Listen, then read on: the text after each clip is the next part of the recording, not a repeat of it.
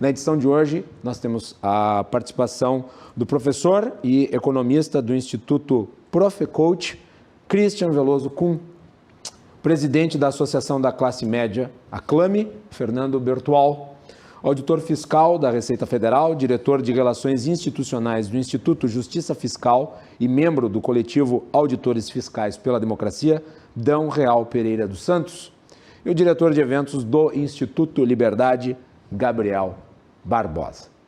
Nós vamos falar sobre carga tributária. Essa semana, os movimentos liberais e entidades empresariais organizam o Dia de Liberdade dos Impostos, que será na quinta-feira. Nunca é um dia fixo, porque sempre é realizado no dia em que, segundo a contabilidade dessas instituições, é o dia em que os trabalhadores param de trabalhar para pagar impostos e começam a trabalhar para pagar as suas próprias contas e despesas. Então, é basicamente na data em que isso acontece, segundo a contabilidade desses institutos. E, neste ano, vai ser nesta próxima quinta-feira. Então, nós vamos discutir aqui no programa a questão relativa à tributação, aos efeitos que ela tem, à devolução de serviços que seriam prestados pelo governo, tudo isso. Ou seja, nós temos aí um tema bastante importante e que diz respeito a todos vocês. O Rio Grande do Sul é um dos estados onde a carga tributária acaba afetando muito a vida das pessoas. Vamos começar aí pelo preço da gasolina, que aqui se paga uma Babilônia.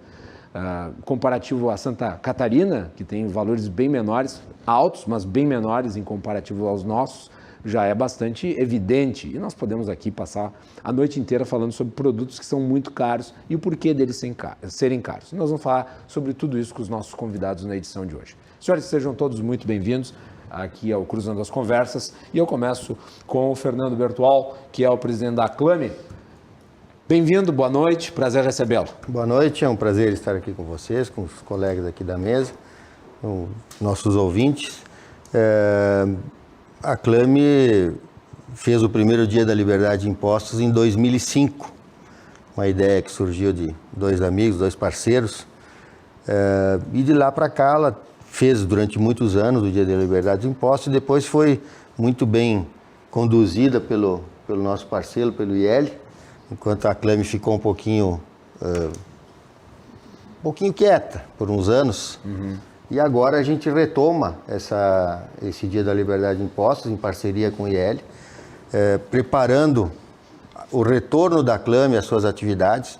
Ela ficou um tempo assim parada, estagnada. Mas agora tem uma turma nova, um pessoal novo que vai assumir já no segundo semestre, e eu estou me despedindo.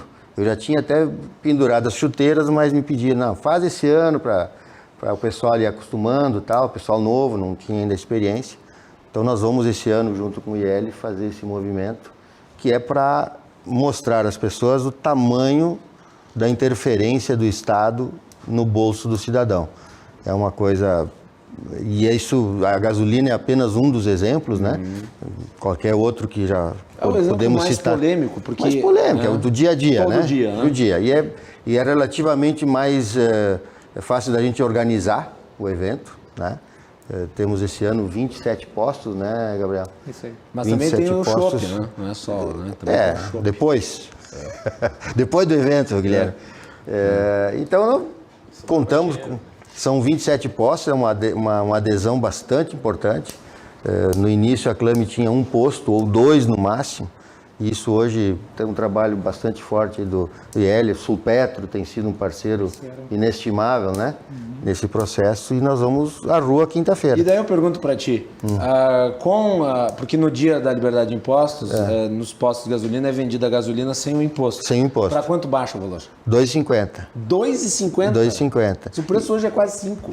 Poderia até ser um pouquinho menos de R$ 2,50. É uma questão até de ficar mais fácil no posto ali, R$ 2,50, 20 litros, R$50. Então a pessoa fica mais fácil, mas poderia ser em torno de R$ 2,40 hoje, mais ou menos, o valor. Muito bem.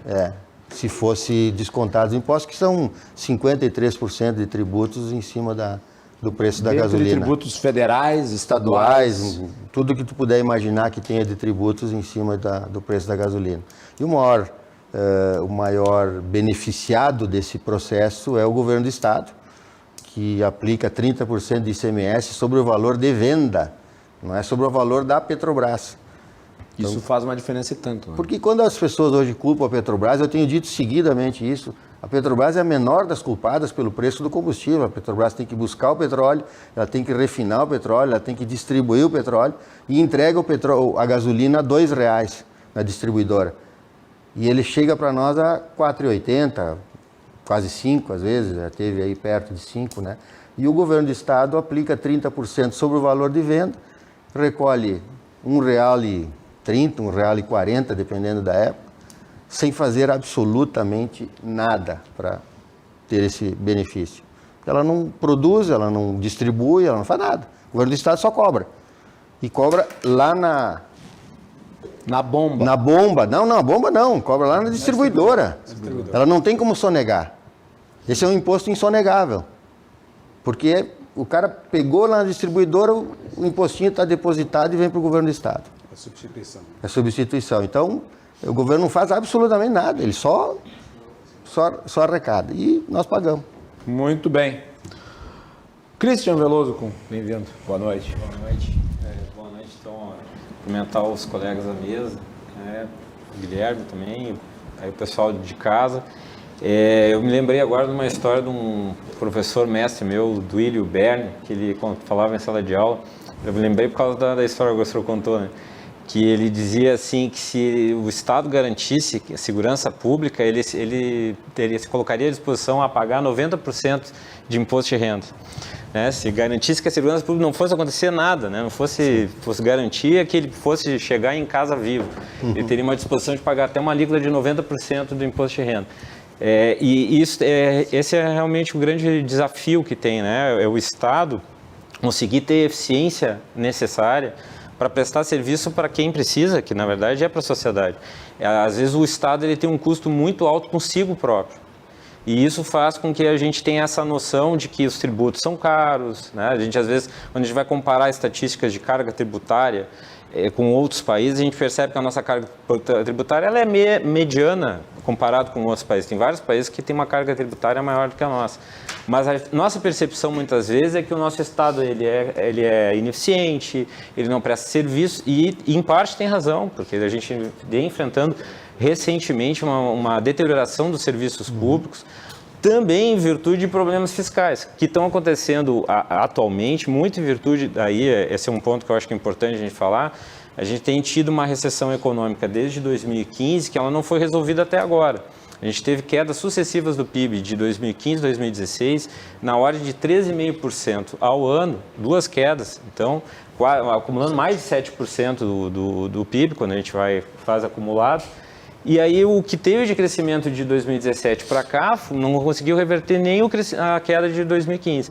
Então a gente está hoje com a economia desaquecida, os estados começaram a ter problemas, os estados que não tinham problemas fiscais começaram a apresentar, e aqueles que tinham problemas graves, como é o caso do Rio de Janeiro, Rio Grande do Sul, outros estados, Minas Gerais, começou a aparecer mais do que tinha antes, por causa disso, porque começou a cair a atividade econômica e eles não conseguem, os estados têm muita dificuldade de conseguir fazer uma adequação dos seus custos face a uma queda na arrecadação que aconteceu de lá para cá.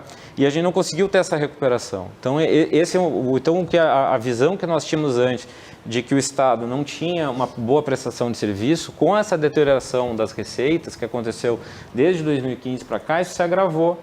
Então é muito mais difícil, tanto é que acontece vários estados que não conseguem contratar policiais, professores, né, na saúde, a gente começa a perceber aqueles serviços considerados essenciais que estão deteriorados, né? Então acho que esse é um ponto que a gente tem que perceber, como é que a gente pode fazer, dado esse cenário, como fazer com que o Estado possa funcionar como ele deve, né, que é com eficiência, destinando maior parte dos seus recursos para a sociedade e menos consigo próprio.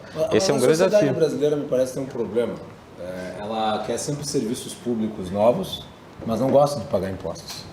quando você demanda serviços públicos, você tem que tirar o sustento desses serviços públicos. O que não tem desse serviço tem que sair de algum lugar. É que não tem omelete sem quebrar ovo, né? Quer dizer, então, assim, se eu quero um serviço público, eu preciso ter Mas tu nota que é contraditório? o ovo, quebrar o ovo, mas quebrar o ovo acaba sendo da onde é que vai vir? Vai ser a gente vai começar a cobrar, por exemplo, o hospital público, agora vai começar a cobrar, nós vamos começar a cobrar policial. Se não fizer isso, vai ter que ser do tributo, entende? De algum lugar tem que vir. Como não é um serviço privado, é um serviço público, e vários outros serviços públicos, eles acabam tendo necessidade de ter uma arrecadação. Então, eu entendo, assim, os movimentos, assim, como os do Instituto Liberal, né, de Liberdade, da Associação de questionar, né, o pagamento de tributos, eu acho isso extremamente legítimo, mas a gente talvez, assim, também um outro ponto que tem que não só discutir a questão de não pagar impostos, mas talvez de cobrar mais dos gestores, né, que consigam ser mais eficientes na prestação de serviço. Claro que o cenário agora é bem difícil, em virtude da gente não conseguir repor, né, toda a queda de crescimento que a gente teve, toda a queda de recessão que a gente teve em 2015, 2016, que não se recuperou. Então fica difícil para os estados hoje, estão enfrentando vários problemas fiscais, acho que o professor Dom vai conseguir falar até melhor que eu. O Rio Grande do Sul, por exemplo, para conseguir aderir ao pacto de refinanciamento da sua dívida com a União, ele precisou aprovar a ampliação do período do aumento do ICMS. O governador anterior, Sartori, queria que fosse por um período de mais 4 anos. E o Eduardo Leite, na sua campanha política, disse que seria 2 e pediu 2 e ganhou 2 da Assembleia, inclusive com votos da oposição. Mas veja, a necessidade de se aumentar impostos, inclusive para sanar problemas financeiros. A questão é até onde aumento de imposto realmente leva a aumento de receita. Né? Porque existe a curva de Laffer, que demonstra que em determinado ponto da escala de arrecadação ela começa a cair, não a se elevar. Né? A questão é se a gente está perto de uma curva de Laffer agora, nesse momento, né? Como a gente teve essa recessão, talvez essa é uma questão a ser pensada. Mas acho que o maior problema que eu vejo o que seria fundamental é o Brasil voltar a ter uma recuperação econômica que pudesse fazer com que isso ajudaria muito os estados na prestação de serviços básicos, aí, como educação, saúde e segurança. Né? Então, eu acho que hoje o que a gente está precisando mais, assim, nem tanto aumento de alíquota de imposto, obviamente, mas é conseguir fazer com que a economia se recupere para os estados que voltarem a ter uma arrecadação, não em virtude de alíquota de imposto, mas em virtude de arrecadação tributária. Muito bem. Gabriel Barbosa, bem-vindo. Boa noite. Guilherme, boa noite aos colegas da mesa. Queria só pegar um ganchinho, Guilherme, do que tu falou, né? O brasileiro quer cada vez mais do Estado. E aí tem uma frase que eu gosto muito, que até virou título de um livro, que eu acho que esse é o título, que é a sociedade ama o Estado, mas odeia os políticos. É o subtítulo do livro do Bruno Garchaga. Exatamente. O que é algo completamente... Pare de acreditar no Estado. Pare de acreditar no governo. Que é algo totalmente conflitante, né? No momento que tu quer cada vez mais, mas as pessoas que a gente coloca lá, de certa forma, a gente não tem nenhum acompanhamento do que eles estão fazendo lá. Né? Isso é uma pergunta muito simples, que às vezes a gente faz no nosso meio. Quem você votou para vereador, por exemplo? E é normal as pessoas não lembrarem quem votaram. Né? Ou seja, se a gente não tem a consciência de quem a gente está colocando lá e o que está fazendo lá, fica difícil a gente ter uma cobrança um pouco mais assertiva, né, de retorno do que a gente está pagando. E voltando ao ponto do Bertol aqui, da Dia da Liberdade de Impostos, eu sempre gosto, Guilherme, de trazer um pouco da história quando a gente fala sobre isso, né? Porque eu pego ali ainda século XVIII no Brasil, ciclo do ouro, quando teve a revolta de Vila Rica, né, em que a coroa portuguesa basicamente dá 2 determinações, né? Uma, proibia a circulação de ouro em espécie, né? Só poderia ser em barras fundidas pelas casas de fundição, e aí veio a regra que era de cada 5 barras, uma ficava com a coroa portuguesa, né? Então isso acabou sendo o 5º, foi a revolução que precedeu a Inconfidência Mineira, mais adiante, né? E aí a gente... Alguns dirão assim, nossa, imagina se o Tiradentes fosse vivo hoje. Exatamente. E nós estamos falando de 20%. 20% de impostos, que gerou uma revolta da população brasileira. Passado 300 anos... Nos Estados Unidos também teve os revolucionários do chá, né? Perfeito. Depois foi criado o movimento Tea Party. Tea Party. Né? Tea Party, Que tem até hoje, inspirado nisso, né? Muito bem. Só pegando mais um gancho. Perfeito. E passado 300 anos, a gente está aqui falando de uma carga tributária que já ultrapassa os 40% do PIB. Eu acho que esse número, desse estudo que a gente traz, do número de dias trabalhados para pagar os impostos, que é feito pelo IBPT, eu estava dando uma olhada nos números, em 1970, quase 50 anos atrás, eles tinham lá dados que eram 75, 76 dias de trabalho para se pagar, para sustentar esse ente, né, o governo e todas as suas filiações. Hoje a conta passa de 150 dias, né, e é 150 dias que cada um de nós que está aqui acordou, levantou, trabalhou, estudou, né, a gente tentou fazer o nosso melhor e tudo aquilo que a gente produziu foi para pagar uma máquina pública, né.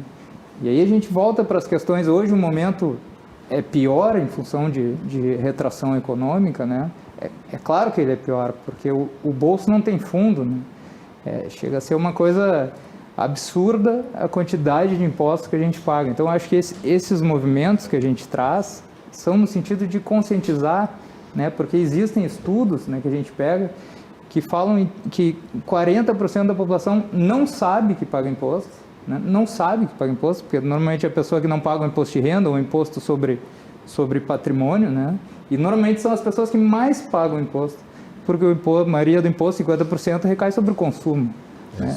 E além disso, tu pega outro dado que para mim chama muita atenção, que é quase 80% das pessoas não sabem o quanto pagam de imposto, né? Então, por exemplo, remédio é na faixa de 40%. Exatamente. O remédio que muitos pobres acabam se utilizando para lidar com suas doenças, muitas delas doenças cotidianas. E o Brasil é um dos países que mais aplica impostos sobre medicamentos no mundo. Eu trouxe alguns dados assim para a gente dar alguns exemplos, né? Mas quando tu pega até na questão escolar, por exemplo, né? Tu tem lá borracha, 43% de imposto. Borracha, para a criança pagar, né, as suas correções. Lancheiras, 39%, caneta, 47%. Esses dias até a gente divulgou no site, no Facebook da Aclame, uma bicicleta clandestina. Não sei se vocês viram isso. Não. Mas o cara fez uma bicicleta que tu conseguia desmembrar ela e fazer uma mesinha e uma cadeira, uma bancada, né? Porque se tu monta ela como uma bicicleta no Brasil é mais de 70% de impostos. Mas se tu traz ela desmontada como uma mesa e uma cadeira, tu vai pagar algo como 20% a 30% de impostos. Então é uma coisa de louco o que acontece no Brasil nesse sentido da questão de arrecadação tributária, né? Muito bem. Dão real. Boa noite, bem-vindo. Boa noite, Guilherme. Boa noite, colegas de mesa. Em primeiro lugar, eu gostaria de agradecer o convite para estar aqui, né? E parabenizar o programa aí pela temática, né? Pelo tema, a oportunidade do tema. Não há dúvida que a carga tributária sobre o preço dos produtos é alta, isso aí a gente não diverge, né? E realmente a carga tributária sobre o consumo é muito alta. O que eu acho assim um pouco perigoso é a gente utilizar esse fato, que é um fato que demonstra uma injustiça do sistema. O sistema tributário brasileiro ele é muito pesado sobre o consumo, muito leve sobre patrimônio e renda, e utilizar justamente uma parte que é injusta do sistema para tentar convencer as pessoas de que o todo da carga é alto, né? Porque, na verdade, tem uma parcela da carga tributária que não é tão alta assim. Mas eu queria só trazer aqui uma questão, assim, eu acho que a campanha do Dia da Liberdade de Impostos é uma campanha que pode cumprir um papel extremamente importante. A questão da transparência é uma questão muito importante, né, para as pessoas perceberem. Mas tem uma questão assim que me incomoda um pouco, que é o que efetivamente nós somos como sociedade, né? O que o Brasil é? O Brasil é, como sociedade, o que a Constituição Federal em 88 criou. Nós fomos constituídos como sendo um estado de bem-estar. E todo o estado de bem-estar, que foi, na época, os nossos constituintes resolveram criar no Brasil, que foi um grande pacto social, né? Ele está praticamente inspirado nos estados de bem-estar social que foram constituídos em 1940, na década de 40 na Europa. Nós saímos 40 anos atrás, 40 anos na frente, ou atrasados, né? 40 anos atrasados. Então nós começamos a constituir o nosso estado de bem-estar em 88. Dizia o Milor Fernandes que quando uma ideologia ficava bem velhinha, ela vinha se aposentar no Brasil. Aí que ela se aposentava, vinha descansar, né? Vinha descansar. Pois é, aí então, 40 anos depois dos estados europeus, das sociais-democracias na Europa, terem constituído seus estados de bem-estar, nós iniciamos o nosso processo. E o estado de bem-estar, diferentemente do outro estado, que seria o estado mais residual, um estado mínimo, enfim, ele é um estado caro. Ele é um estado caro, ele é um estado que exige recursos, né? Ele, de um lado, ele concede uma quantidade muito grande de direitos, né? E coloca uma quantidade grande de direitos, de outro, ele tem uma carga grande de deveres a ser cumprido, que são os principais deles, é o pagamento de tributos. Logo, um estado de bem-estar social não é compatível com cargas tributárias mínimas. Estado de bem-estar social é compatível com cargas altas. Os países que serviram de inspiração aos nossos constituintes, são todos eles acima de 40% de carga tributária. França, Áustria, Finlândia, Suécia, todos eles estão acima de 40%. E nesse aspecto eu acho que quando a gente critica apenas a carga tributária, sem levar em conta o que a carga tributária paga efetivamente, e aí não dá a analogia que o Gabriel faz com o quinto, né? Com 20%, a minha ela não é uma boa analogia, porque o quinto ia para Portugal, o quinto não ficava aqui. Mas eu estaria bem feliz de pagar só o quinto. Só o quinto, é. Sim, mas é que se fosse um quinto, o 33%, né, de carga tributária, que é isso a carga do Brasil, 33%, todos os anos está fechando em 33%. Os 33% em tese ficam no Brasil, ou seja, a maior parte, ou quase tudo fica no Brasil. Alguns diriam que fica no bolso de alguns. Alguma parte fica, não dá para negar isso, alguma parte fica, mas a maior parte vai ficar nas escolas, vai ficar na saúde, vai ficar na segurança pública, vai ficar. Não é o sistema público de serviços mais adequado, ou não está adequado à nossa expectativa de serviço público, bom, paciência, aí nós temos um problema. A questão é, o valor que se é arrecadado de tributos fica aqui. E esse valor, que é mais de um quinto, que é mais de 20%, que é 33%, esse valor é que se é transformado em 88% de vagas nas escolas públicas para as crianças. Ou seja, 88% das crianças brasileiras estão em escola pública. 70% das pessoas dependem do SUS. Não tem saúde privada. Quer dizer, esse valor que nós pagamos durante os 4 meses do ano, ou 5 meses, se for 33, é abril. Se for 40, como a campanha diz, seria maio, né? Mas se for 33, maio, seria quase abril. junho, no caso. Seria final de abril, se fosse 33. Como tem fechado em 33, eu preferia que fosse em abril, né? Até abril a gente paga praticamente toda essa estrutura complexa de Estado que nós temos à nossa volta. A gente sai aqui, tem calçamento público, tem saneamento básico. Sim. Ou não tem, né? Ou não tem. Saiu uma pesquisa mostrando que 70% da população não tem esgoto tratado. Isso. Mas garanto que se a gente sofrer um acidente aqui na saída, quem vai nos atender é o serviço público, a gente vai para o pronto-socorro, a gente vai, né, é uma ambulância pública que vai nos levar. Eu vou lhe dar um exemplo contrário. Esses dias o nosso cinegrafista, o Paulão, escorregou aqui, machucou o braço e nós buscamos uma ambulância e ele teve que ser levado num carro particular, porque não havia ambulância. E foi para onde? Agora eu não sei para onde é que ele foi, mas foi para algum lugar. Foi HPS, provavelmente. Mas não havia ambulância. Bom, mas de qualquer forma, o valor que a gente consegue arrecadar com essa elevada carga tributária, né, vamos imaginar, elevada carga, 33%, é $3 mil por cidadão, por ano. É $3 mil que a gente transforma em tudo isso. Tudo isso é pouco para o que nós queremos? É óbvio que é pouco. Todos nós queremos mais serviço público, queremos aquela segurança, né, de pagar mais impostos. O problema é que nós temos $3 mil para transformar em tudo em serviço público. E os países que têm a mesma carga tributária que nós, tipo o Reino Unido, têm $13 mil. Ou seja, porque eles têm uma população muito menor para investir o dinheiro público. Nós temos 200 milhões de habitantes. Então, independentemente de eu gostar ou não do Estado que nós temos, eu posso preferir monarquia, mas a Constituição diz que nós somos uma república. Eu posso preferir parlamentarismo, mas a Constituição diz que nós somos presidencialistas. Então, independente de eu preferir um Estado mínimo, o fato é que a Constituição diz que nós somos um Estado de bem-estar. E o Estado de bem-estar precisa de tributos. Mas tu entende, Dão, que antes do programa entrar no ar, nós estamos falando aqui dos perigos do idealismo. Sim. Não acredita que o legislador lá, constituinte, quando criou esse estado de bem-estar social, ele estava completamente desvinculado da realidade de que ele estava produzindo um monstro devorador de recursos que hoje se demonstra absolutamente insustentável? Será? Veja, nós temos 31 anos de Constituição.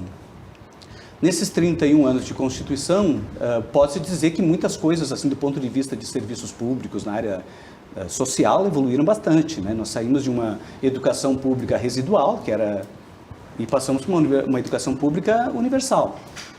Praticamente universal. A qualidade não é aquela que a gente queria? Tem não péssimos indicadores, né? Perfeito. Mas a gente praticamente poderia atender 100% das crianças na educação pública. Poderia. A questão tem muita gente que prefere, ou alguns preferem, a escola privada e tem condições de colocar na escola privada. Mas teria espaço. A saúde pública é 70%. Pode-se dizer que universalizou-se o analfabetismo funcional. Olha, as notas do Enem não demonstram isso, porque se a gente pegar as notas do Enem, a média da escola pública tem ficado em torno de 20% abaixo da escola privada. A média da escola pública, nas notas do Enem. Tem muito problema na escola pública? Não tem dúvida que tem. Só que a quantidade de recursos que a gente consegue aplicar na escola pública está compatível com os $3.000 por cidadão, que a gente teria disponibilidade. Ou a gente não atende todos e aplica mais dinheiro por pessoa, ou atende todos e tem menos dinheiro, porque na verdade não tem como fazer milagre. O grande segredo é aquilo que o Christian colocou, que é o crescimento econômico, né? Crescimento econômico. Se a gente não encontrar uma forma de fazer o país crescer, não tem carga tributária que resolva. A gente pode ter uma carga de 20%, de 30%, não vai resolver. Mas uma carga tributária menor talvez não seja uma condição necessária para retomar crescimento? Essa é a grande questão. Essa é a grande questão para os economistas, né? Isso divide os economistas, né? Eu não sou economista, mas isso divide, porque em geral, quando a gente pega os exemplos históricos, a gente vê que os países cresceram depois que tiveram estados estruturados.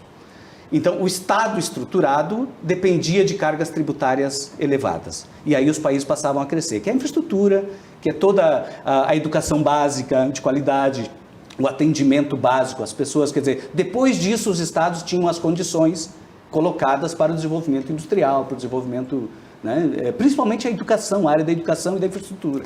Então, isso aconteceu praticamente em quase todos os países. Dificilmente um país reduziu carga para crescer. Não tem exemplos na história, exceto exceções, de países que reduziram sua carga para poder crescer. Donald Trump acabou de fazer isso nos Estados Unidos. Mas os Estados Unidos já é desenvolvido. Os Estados Unidos já está no outro estágio. Eu vou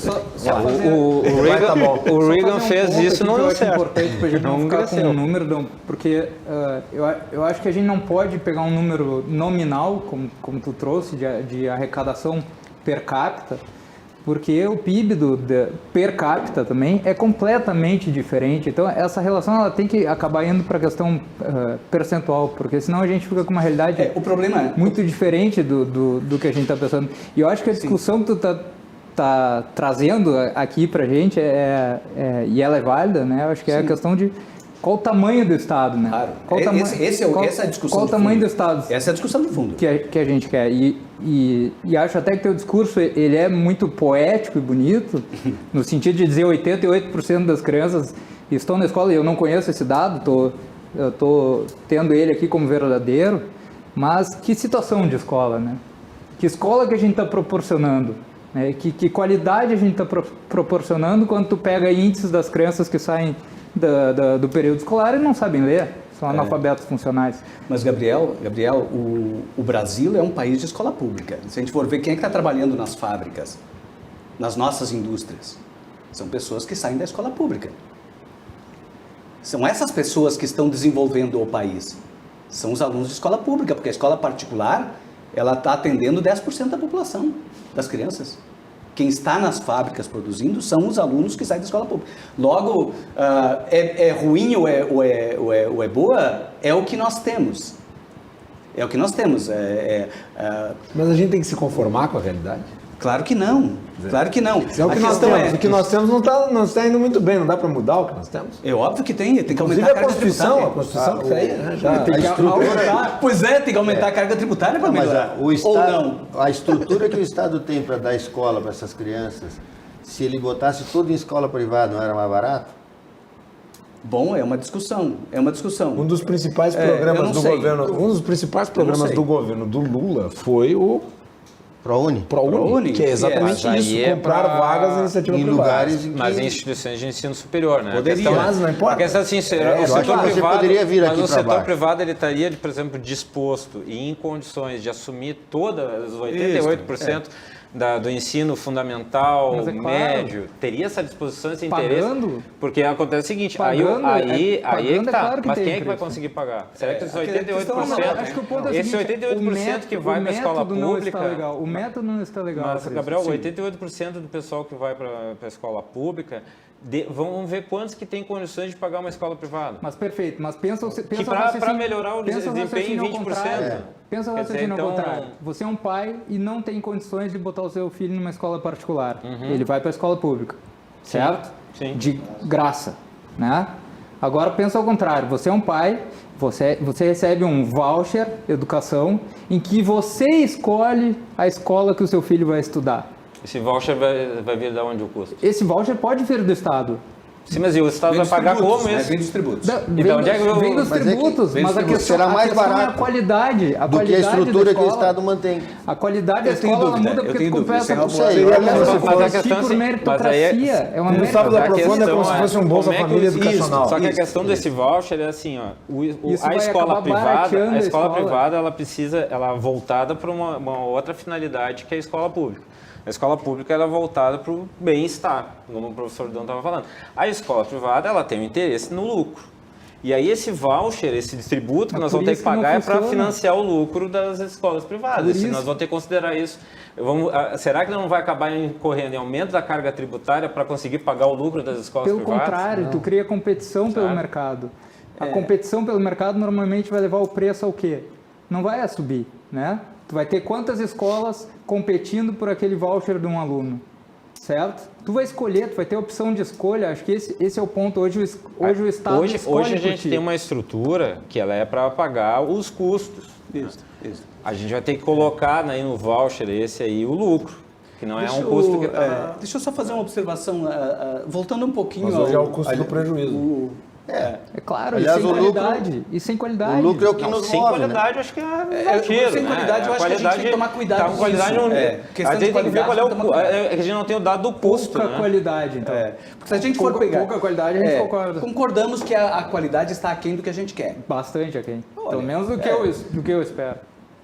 Sim, se a gente pensar o seguinte, quando a gente, há pouco tempo atrás, Se a média for 20%, foi feito pelo Conselho dos Médicos, foi feita uma Não pesquisa tá tão no melhor SUS, assim, né? entre os usuários do SUS.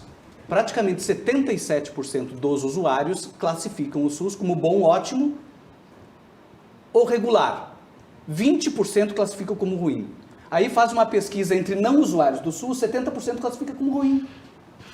Quer dizer, é difícil a gente fazer uma avaliação quando o não usuário de um determinado serviço esteja classificando o serviço. A educação pública, ela está aquém do que a gente quer. Mas ela é a educação pública que garante 20% na nota do Enem abaixo da educação particular, com 4 vezes menos recursos.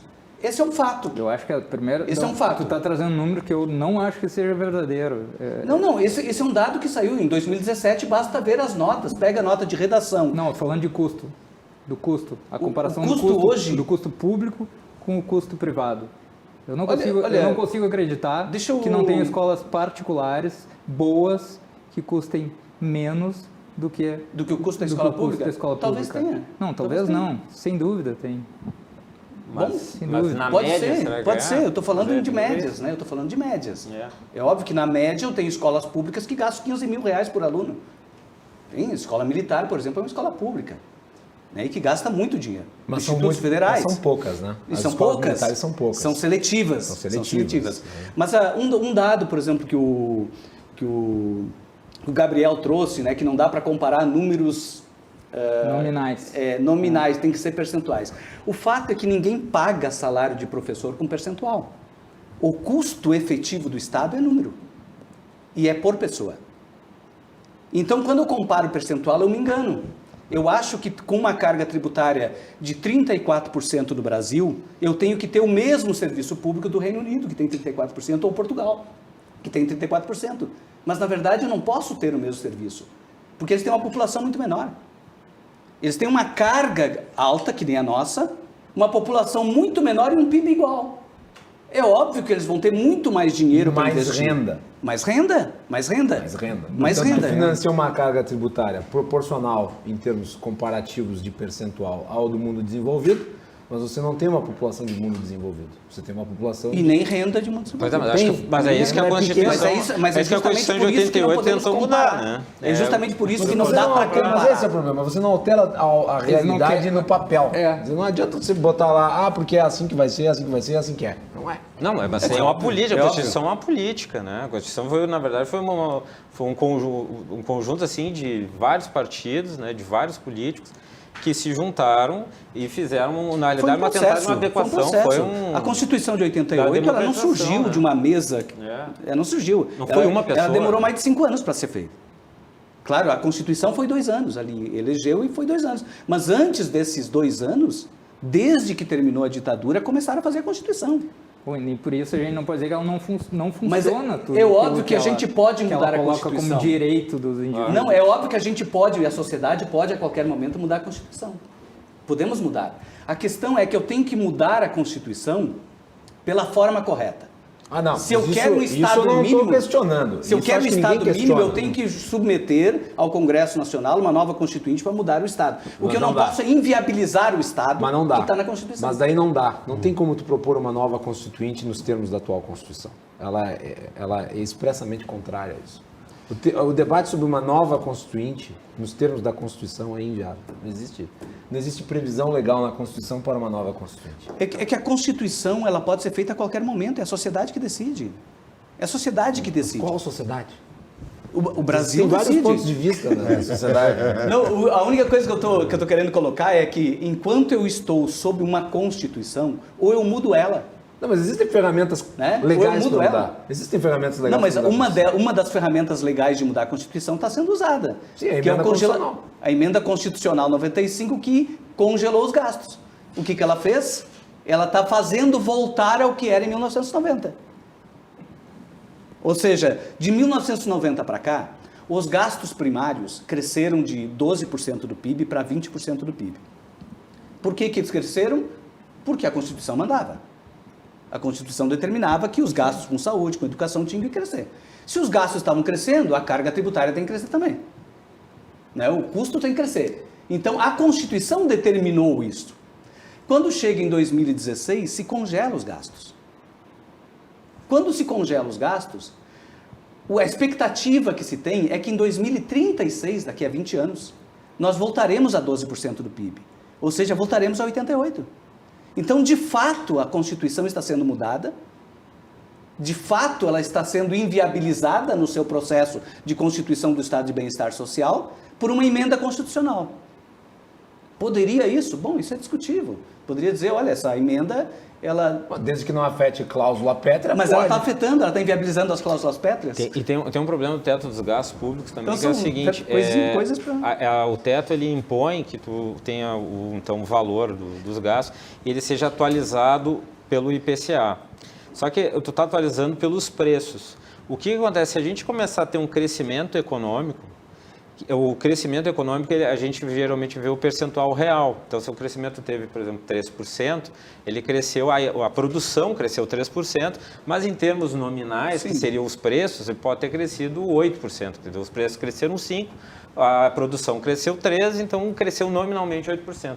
O que pode acontecer no futuro? Se digamos que o PIB começasse a crescer 8% nominalmente, mas os preços, que o IPCA fosse crescendo 4%, a participação dos gastos vai começar a cair sobre o PIB, de modo que vai chegar provavelmente a esse percentual aí de 12%, que era lá em 88%. E é interessante que os países europeus lá, eles estão em 30% já. E aí os países Não que que a gente tenha que ser, adotam mas- o teto dos gastos públicos, eles não usam esse tipo de atualização. Mas onde é que nossa. nós vamos chegar se continuam os gastos e a receita continua baixa? É que existe um limite, na nós verdade. Vamos quebrar, né? estabelecido. Já estão quebrados, né?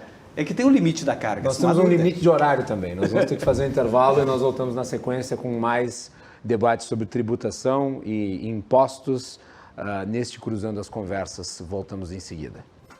De volta na RDC TV com o Cruzando as Conversas, hoje debatendo sobre tributação, dia de liberdade de impostos, carga tributária. Nós temos a presença do professor economista do Instituto Profecoach, Christian Veloso Kuhn, do presidente da Associação da Classe Média Aclame, Fernando Bertual, do auditor fiscal da Receita Federal, diretor de Relações Institucionais do Instituto Justiça Fiscal e membro do coletivo Auditores Fiscais pela Democracia, Adão Real Pereira dos Santos, e o diretor de eventos do Instituto Liberdade, Gabriel Barbosa. Comentários aqui que chegam, vamos ler um. Amigos, parabéns pelo programa. A dissertação que assisto sobre o tema é surpreendente. Fico intrigado em saber sobre o que estão lendo. Que livro está na sua cabeceira? O que nos recomendam para aparar o desconhecimento? Do Sandro, aqui de Porto Alegre. Vocês têm algum livro que queiram indicar para o público? Eu posso começar. Eu acho que sim. Eu, como arquiteto, eu sou um grande economista. Então, certamente...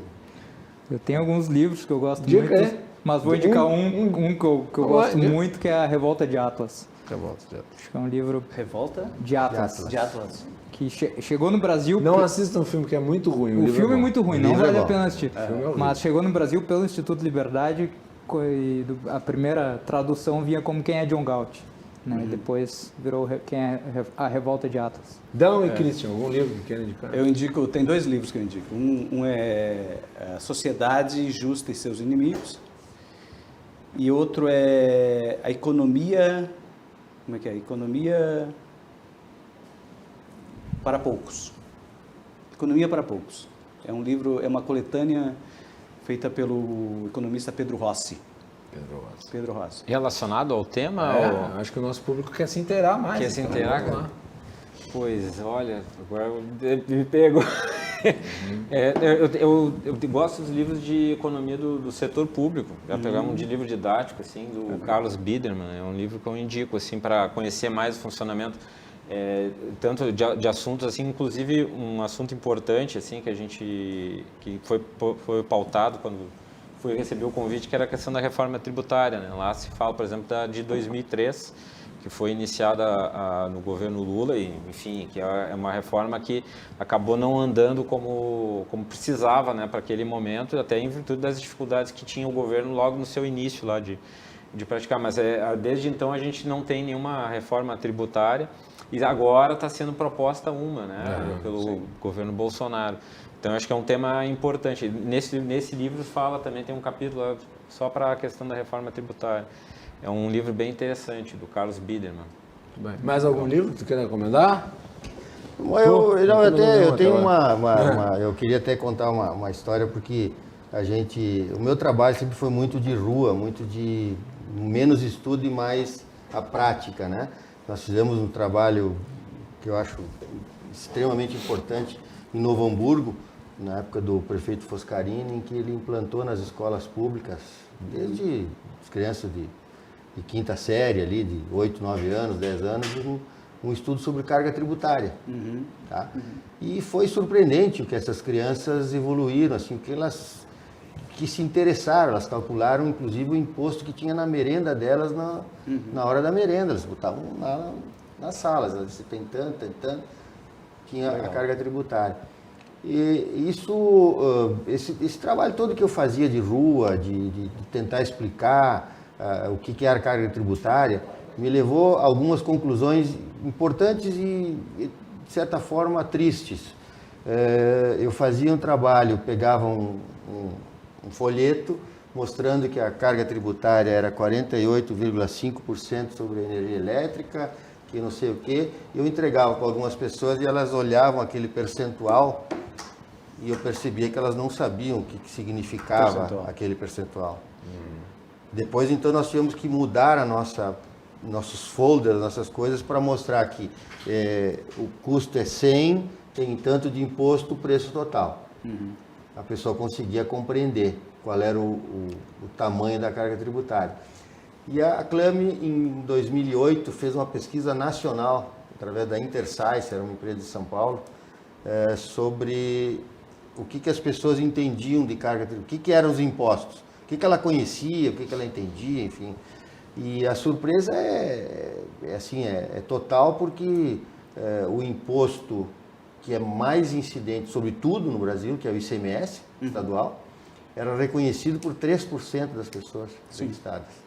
Impressionante. O imposto que elas conheciam era o IPTU, o maior. Por quê? Porque ele vem um carnezinho todo ano. É visível. O IPVA era o seguinte, por causa de quem tinha automóvel. Né? E depois imposto de renda. Imposto de renda já vinha, mas assim, o principal sempre foi o IPTU. E o ICMS, que é o imposto mais importante na carga tributária, no total da carga tributária, é desconhecido. Sim. E eu vou contar um caso, sem citar nomes. Eu estava conversando sobre essa pesquisa com uma gerente de banco e comentei que uma das perguntas era o seguinte: ICMS é um imposto federal, estadual ou municipal? E ela me olhou e disse assim: e qual que é mesmo? Gerente de banco, um banco grande. Eu disse: estamos perdidos. Estamos perdidos. E essa é a realidade da população. Sim. Não podemos esconder isso. Então, quando a gente fala em livros e coisas assim, estamos falando para uma classe que lê, que tem uma instrução e tal. Claro. Mas a maioria da Nós estamos da atendendo população, aqui uma demanda do telespectador. a maioria da população não tem noção do que faz, não tem noção Sim. do que paga. Tem o escritor Alberto Carlos Almeida fez uma pesquisa em 2010 e ele levou num evento lá do Ele escreveu um Instituto livro. Milênio, ele escreveu um livro chamado A Cabeça do Brasileiro. brasileiro. E ali ele identificava mais ou menos o que nós tínhamos identificado na nossa pesquisa. E as pessoas já tinham melhorado um pouco era um número maior que identificava que pagava tributos. E aí ele perguntava: mas quanto tu paga? Aí era coisa de 1%, 5%, 10%. No 70% das respostas chegavam a 10% ou 15%, quando ela estava pagando 40%. Então há um desconhecimento geral da população em relação a isso. Por quê?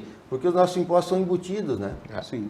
E aí tem E uma vem em questão... cascata. Cascata. Ele tá escondido dentro do produto. A pessoa já acostumou a pagar aquilo.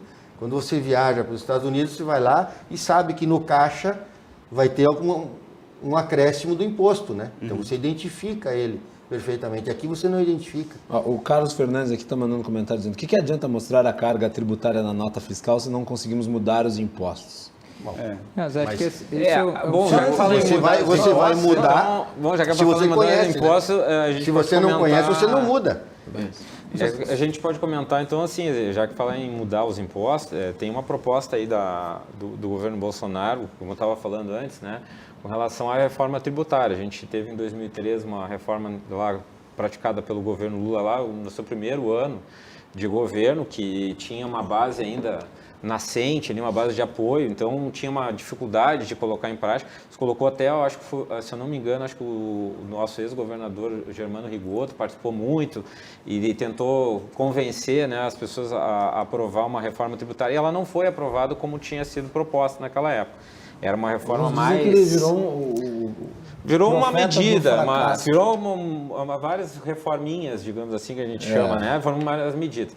E agora... Aqueles retalhos. E agora, então, aí, estamos falando em 2019, quer dizer, estamos falando 16 anos depois, está sendo defendida aí apresentada no meio de uma proposição de uma reforma da Previdência, está sendo apresentada aí uma proposta de reforma tributária. E aí, então, se tem algumas vantagens que eu vejo nessa reforma. Primeiro, o fato de propor uma reforma, acho que isso é importante, porque é justamente essa questão da simplificação tributária que a gente precisa... E se propõe isso. O segundo ponto que eu gostaria de destacar, eles propõem uma simplificação tributária.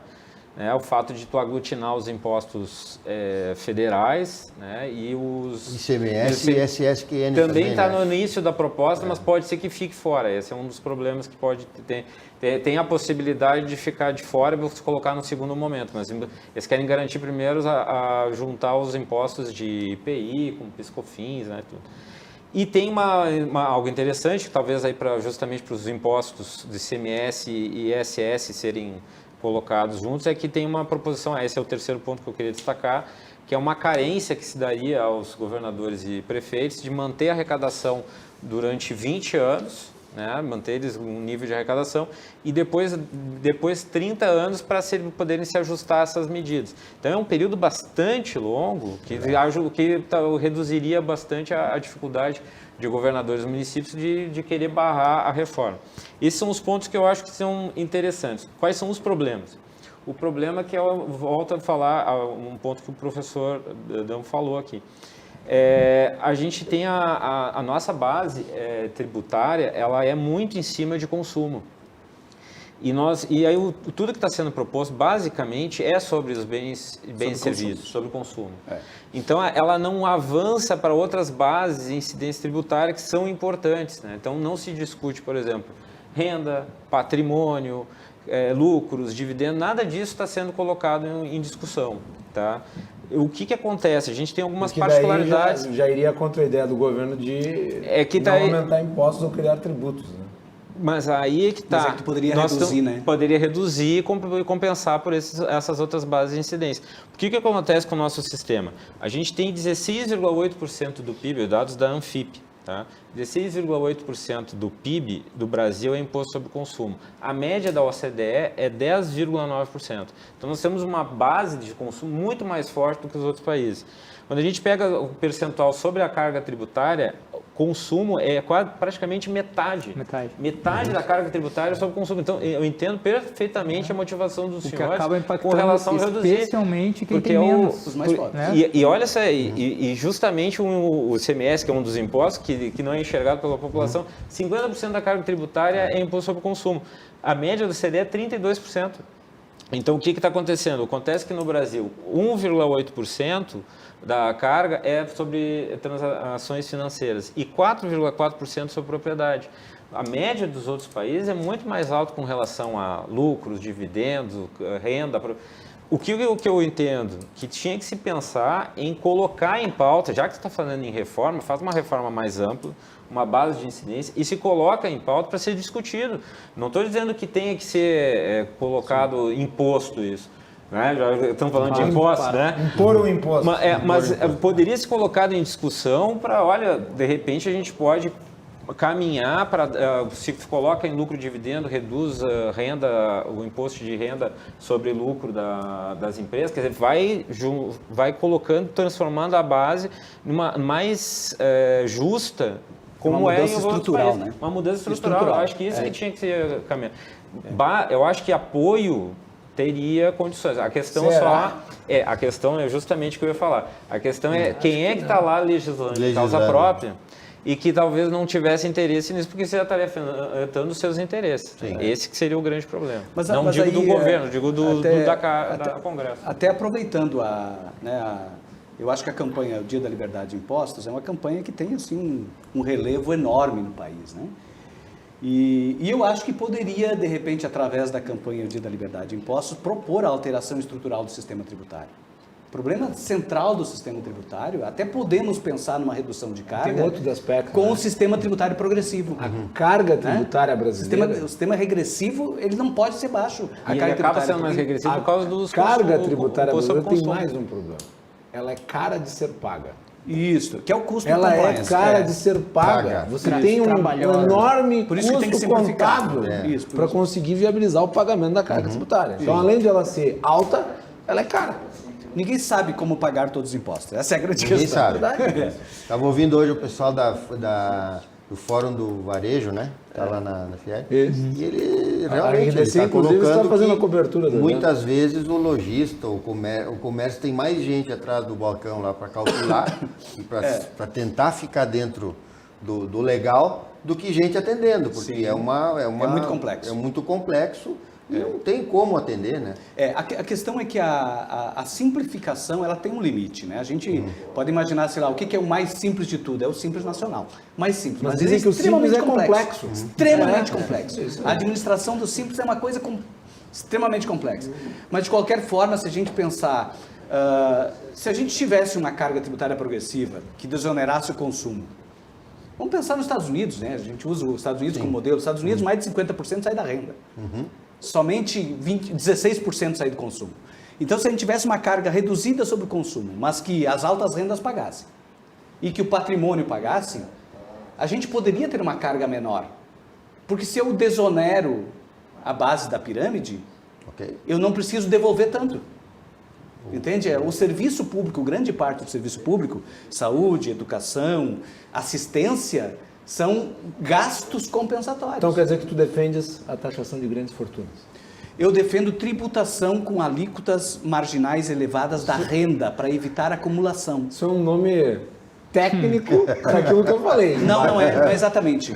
A tributação sobre os altos patrimônios, ou sobre a fortuna, ela é uma tributação sobre riqueza acumulada. Por que a riqueza se acumula? Porque a renda não está adequadamente tributada. Então, quando eu não tributo adequadamente as altas rendas, essas altas rendas se convertem em riqueza acumulada. Aí eu preciso de imposto sobre grandes fortunas. Na verdade, eu não precisaria se eu tivesse um sistema de tributação de renda progressivo. Então, é na tributação da renda que a gente corrige. Mas aí tu não parte do pressuposto que é um problema as pessoas ficarem muito ricas? Eu acho que é um problema. Porque o problema para mim é o problema das pessoas ficarem muito pobres. Isso, muito ricas. isso. Nunca vi um país que tivesse problema com pessoas muito ricas. Isso, mas a riqueza, na verdade, quando a gente tem renda Quer dizer, se eu limitada, taxo rico, a renda é limitada. Assim, quando eu taxo rico, se eu sou rico, eu pego e vou me embora. Vou ser rico em outro país, não vou ser rico aqui. Mas aí, se for rico em outro país, tu vai ser taxado. Que nem os franceses fazem. Mas é lá que tu vai pagar. Alguns. Nem todos. Tem muitos ricos que ficaram na França. Não, mas o que eu quero dizer é que a riqueza e a pobreza, elas são faces da mesma moeda. Então, quando eu tenho grandes riquezas, extrema riqueza, é porque eu tenho extrema pobreza. Elas estão juntas. Se eu quero resolver o problema da extrema pobreza, de alguma forma eu tenho que afetar as altas riquezas. Não tem como eu conseguir que todo mundo seja rico, não tem como. A gente tem 6,6 trilhões para dividir. Essa é a realidade, é o nosso PIB. Mas a gente tem 6,6. Eu acho que o ponto central, assim, que eu vejo quando a gente fala de riqueza e pobreza, é se está subindo para todo mundo, né? Perfeito, é crescimento econômico. É, porque tu nunca vai conseguir... Não é igualdade. Que a gente igualdade tem que igualar as condições. O problema é padrão de renda. No caso, os nossos pobres são pobres demais. Exatamente. Os pobres de países desenvolvidos são pobres que têm nível de renda que permite eles viverem. E eles não têm imposto sobre o consumo tão alto que nem o nosso. Na verdade, a pessoa ganha pouco e ainda paga muito sobre o imposto de consumo. Quer dizer, o que sobra para essa pessoa? A gente tem 6 pessoas mais ricas do Brasil, tem a riqueza igual a de 100 milhões. Mas eles não têm culpa disso. Claro que não tem culpa. O Estado tem mais riqueza que eles todos somados. Não, perfeito, eles não têm culpa. A questão é como é que consegue acontecer uma coisa dessa num país como o Brasil com esse nível de desigualdade. De 6 pessoas conseguir acumular uma riqueza igual a de 100 milhões. Mas sabe qual é o problema?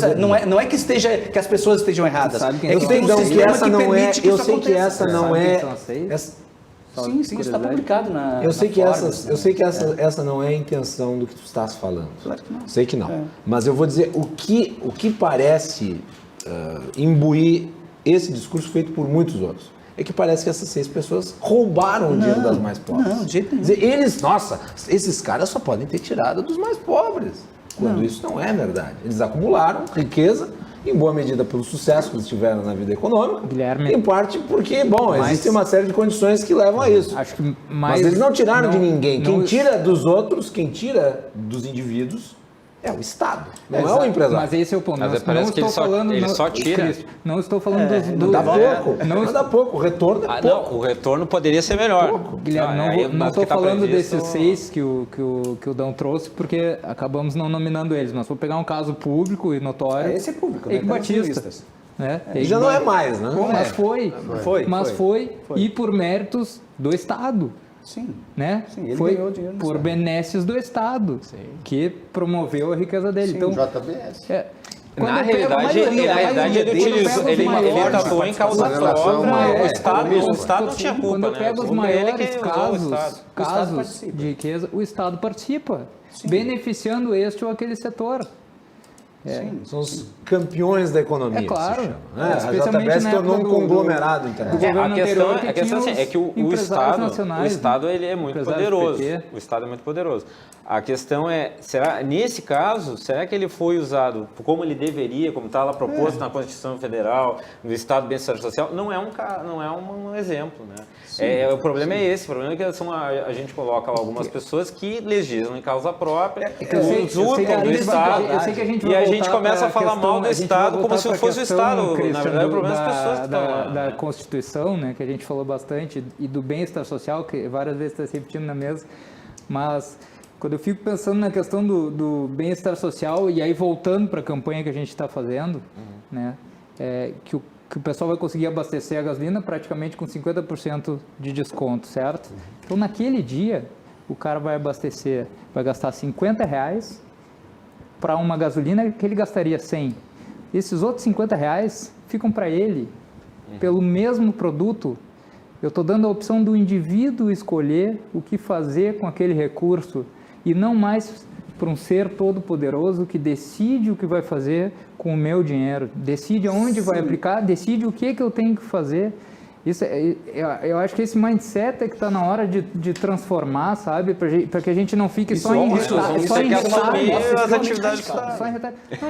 Vamos assumir a atividade dos Estados, então. Não é esse meu ponto. Radicalista, mas vai ter que ser. Não é esse meu ponto, porque eu não mas sou se eu não fizer isso, não tem, a esse ponto. Mas se eu não fizer isso, não tem como viabilizar. O que eu quero te dizer é o seguinte, acho que a carga é tanta e o poder do Estado de decisão sobre a nossa vida é tão grande que a gente passou a quase que toler um pouco a liberdade individual de escolha do indivíduo, inclusive de errar, inclusive de fazer escolhas erradas, né? Esse é o liberalismo mais tradicional, né? E que diga de passagem, para ficar claro, eu não sou defensor do Estado mínimo, mas eu acho que esse tipo de discussão é válido para a gente não ficar só, daqui a pouco, em retalhos. Claro, por exemplo, vamos fazer a reforma tributária, mas que reforma é essa? Quanto que vai reduzir? Quanto que vai melhorar para a sociedade, né? Sim. Que são coisas a avaliar, que eu sei que o Christian domina o assunto, né?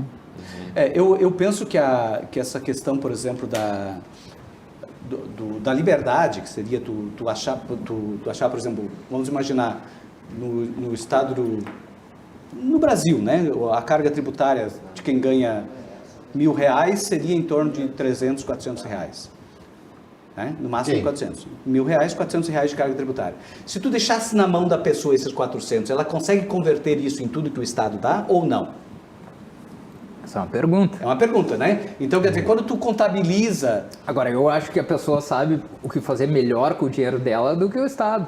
Tá aí a Previdência quebrada por uma invenção do Estado em fornecer... após a aposentadoria da pessoa, fornecer renda vitalícia para ela. Mas esse não funciona. É o pacto mais... É o pacto de civilização, né? Onde tu combina com a sociedade que depois de uma certa idade tu pode viver sem trabalhar. Esse é o pacto mais... Né, que os outros vão trabalhar um pouquinho mais para bancar aqueles que já trabalharam. Né? É o pacto de solidariedade, é o pacto social. Então, se tu consegue construir isso, e vários países conseguem. Mas é um pacto imposto, Dom.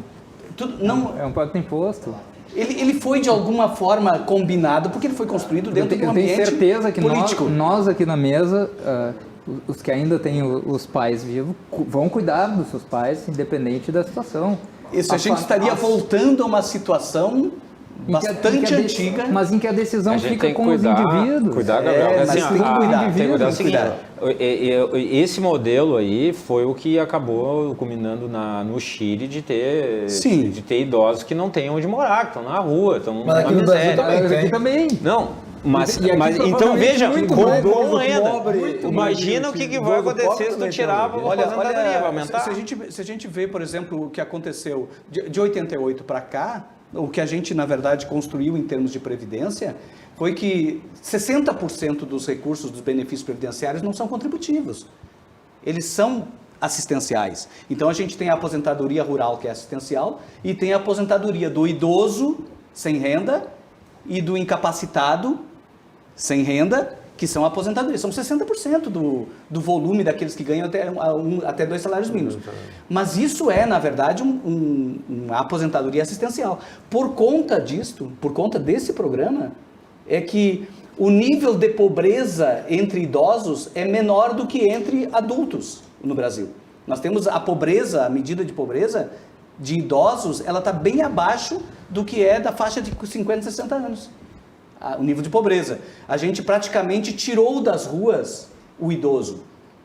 A gente tirou da rua. A gente tem gente pedindo esmola na rua, mas a maioria é gurizada.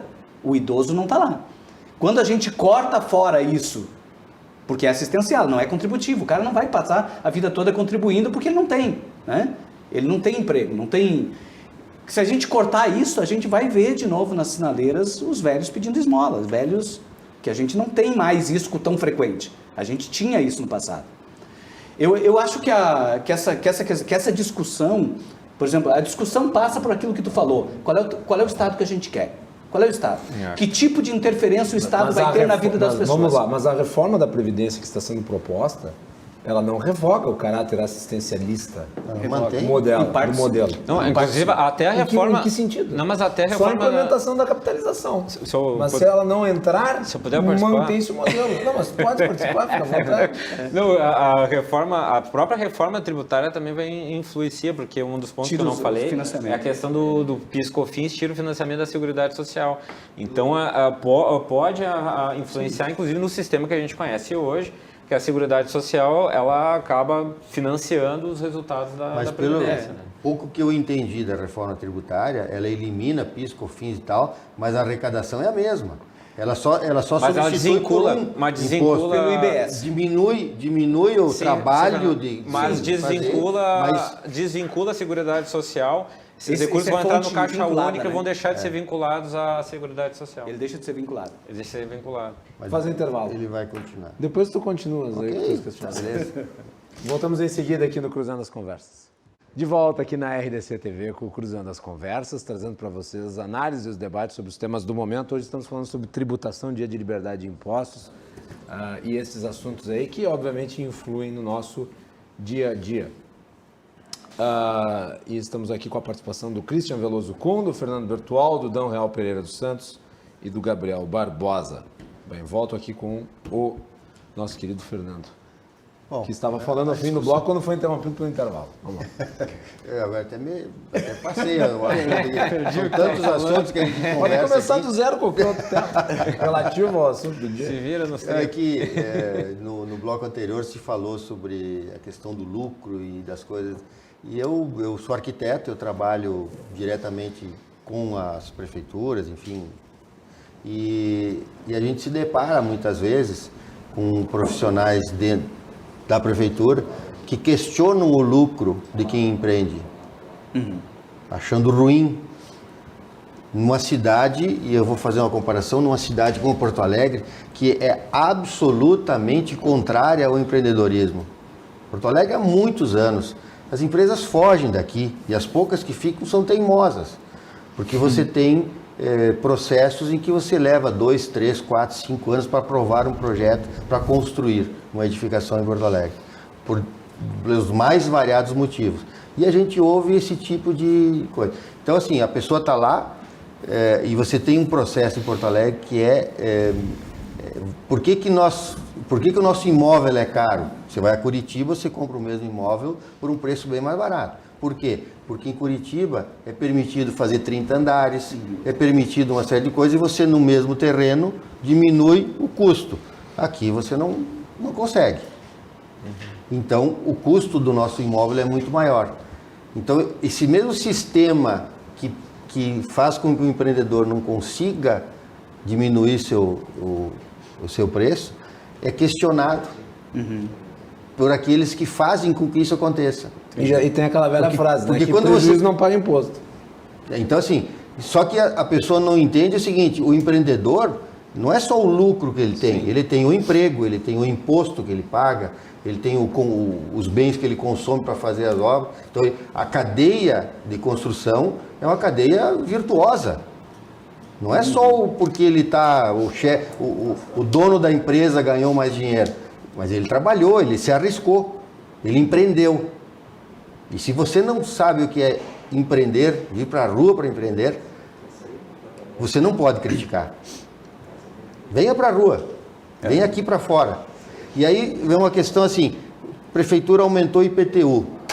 Quem vai pagar este IPTU residencial cada um particularmente, e o imposto que aumentou absurdamente para o comércio, para o lojista, quem vai pagar esse imposto?